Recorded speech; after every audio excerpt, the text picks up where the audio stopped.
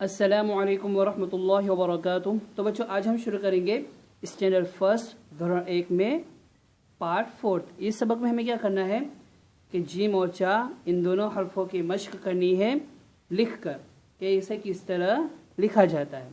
तब हम सबक को शुरू करते हैं। बिस्मिल्लाहिर्रहमानिर्रहीम। देखो बच्चों, पहले समझाने के लिए एक बड़े से हर्फ के अंदर जीम लिखी है, उसे किस तरह लिखना है वही हमें पहले समझना है।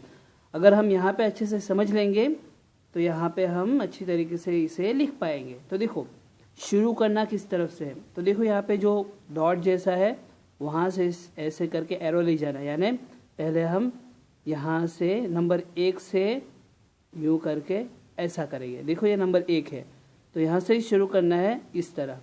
फिर नंबर 2 है तो फिर यहाँ से इस तरह करके हमें बिल्कुल अच्छी तरीके से जीम को यहाँ पे ख़त्म करना है। और फिर ये नुक्ता, देखो वापस एक मर्तबा यहाँ से शुरू करेंगे, यहाँ पे ख़त्म करेंगे, फिर इसे इस तरह से लेकर यूँ, तो क्या बन जाएगी बच्चों जीम। और जीम से बनता है जग, जीम से जग, यानी मिसाल भी उसकी समझा रहे यहाँ पे। तो देखो जीम को वापस एक मर्तबा पेंसिल चलाएंगे, इस तरह से यूँ किया और इस तरह से ऐसे, यानी इसकी मश्क हमें हमारी किताब के अंदर ही करनी है।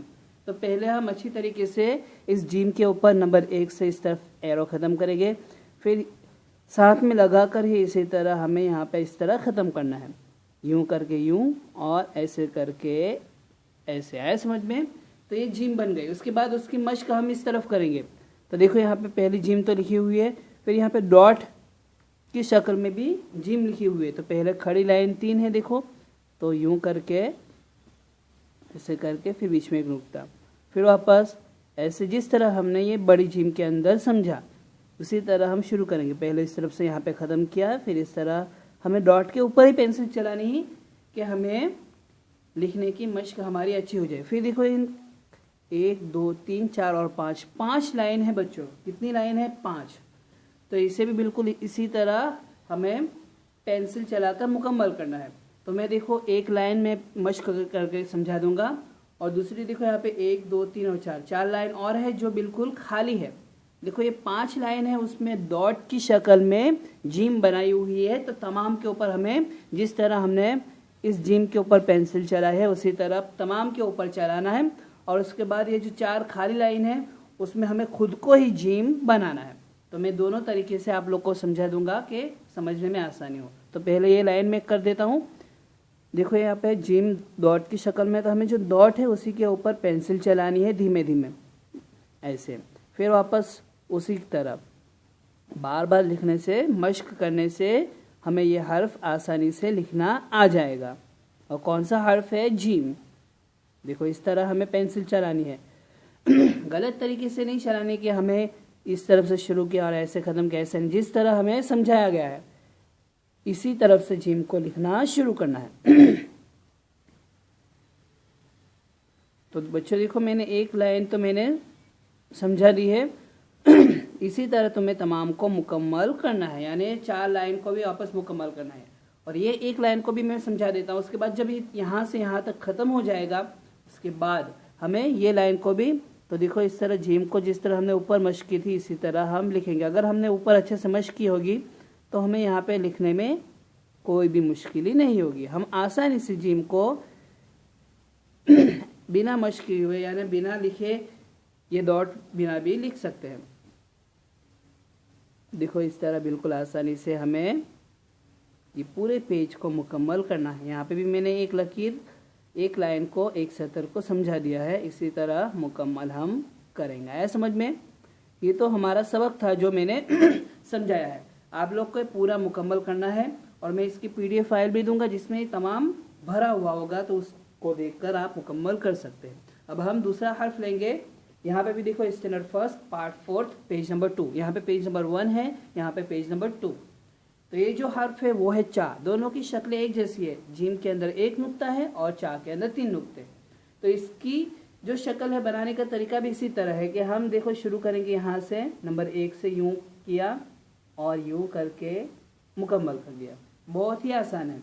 देखो वापस एक मरतबा ये नंबर 1 जो दिख रहा है आप लोग को दिख रहा होगा 1, तो ये जो डॉट है वहाँ से हम शुरू करेंगे। यहाँ पे यानी यहाँ पे एरो ख़त्म हो रहा है, लेकिन हमें पेंसिल को उठाना नहीं है, उसी को मिलाकर वापस सेकेंड नंबर का जो एरो है उसको भी मुकम्मल करना है।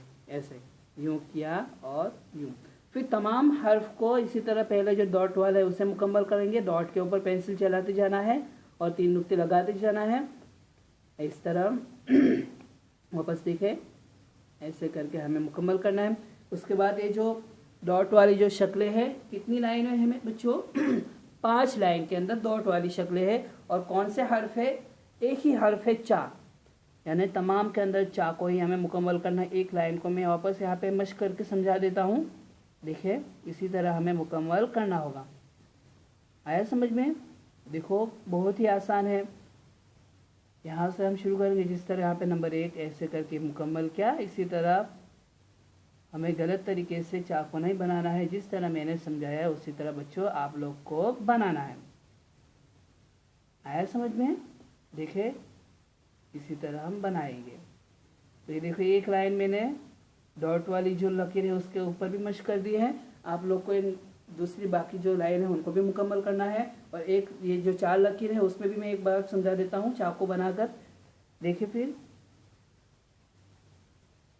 अगर हमने ऊपर मश्क अच्छी तरीके से किए होंगे तो हम यहाँ पे बिना देखे भी चा को बना सकते हैं, यानी खाली जगह में भी हम चा अच्छी तरीके से बना सकते हैं। कौन सा हर्फ है? हर्फ चा। चा से चूहा, चा से चिड़िया भी बनती है, चा से चूहा भी बनता है। आया समझ में? तो बच्चों ये देखो यहाँ पे हमारा सबक मुकम्मल होता है। आप लोग को यहाँ पे यानी यहाँ से पहले यहाँ तक मुकम्मल करना होगा, फिर इन तमाम के अंदर भी हर्फ चा को लिखना है। यानी 2 पेज हमने समझा है, एक तो हर्फ जीम और हर्फ चा। जीम से जग और चा से चूहा। तो आज का सबक हमारा यहाँ पे मुकम्मल होता है। मैं दोनों की PDF सबक के अंदर यानी जो PDF का जो होगा उसमें मैं दे दूंगा। है समझ में? अस्सलामु अलैकुम वरहमतुल्लाहि वबरकातुहू।